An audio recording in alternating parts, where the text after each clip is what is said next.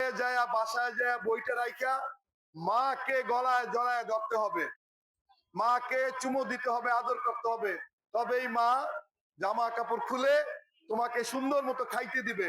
মা পরের দিন আবার স্কুলে আসার জন্য, মাদ্রাসা আসার জন্য তোমার সুন্দর জামা পরায় দিবে, তোমাকে খাওয়াই দিবে, তোমাকে টিফিন দিবে। ঠিক কিনা? ঠিক।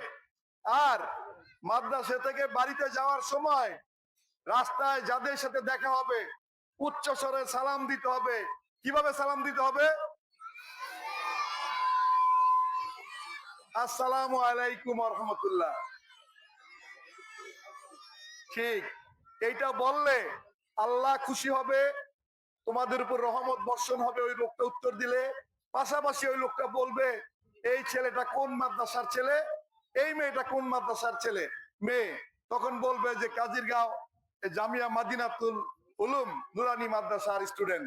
আবার পাশাপাশি এইটাও বলবে এই সন্তানটা কার ছেলে, অমুকের ছেলে। কার মেয়ে? অমুকের মেয়ে। তাহলে মাদ্রাসারও তোমরা সুনাম বয়ে আনলা, বাবা